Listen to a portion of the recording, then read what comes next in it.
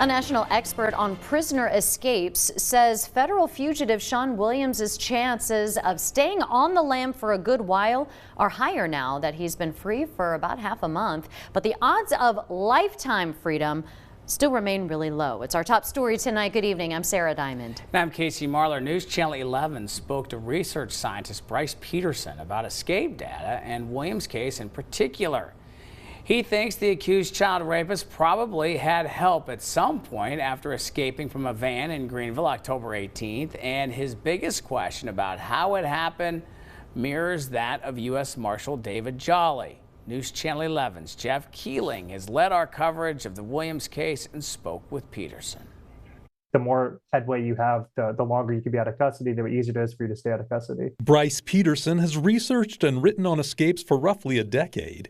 He says most escapees are recaptured quickly. Within a few hours, within a day, over 80% usually within a few days. So the fact that he's eluded recapture for so long, is not normal. Peterson said that's not the only abnormality in Williams' case. While federal inmate transports are highly scrutinized and constant vigilance is one of the basics, it's hard to imagine if you were being vigilant the whole time, you wouldn't hear a window getting kicked out or you wouldn't see it.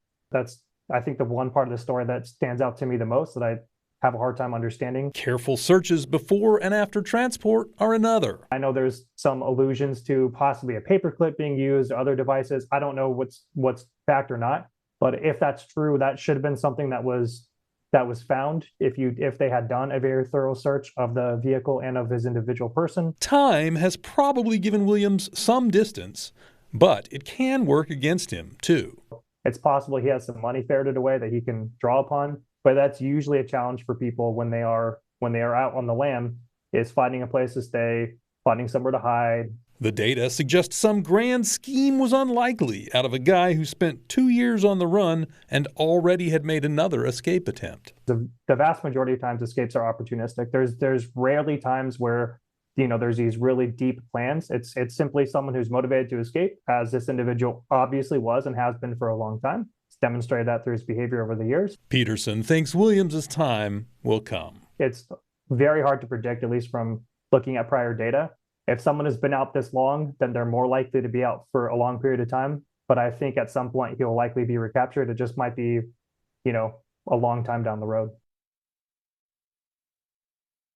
That's Jeff Keeling reporting. In an exclusive interview with News Channel 11 earlier this week, U.S. Marshal David Jolly said no solid leads have developed in the search for Williams. Jolly said, quote, "It's quite amazing, really. There's been absolutely nothing in this case," end quote.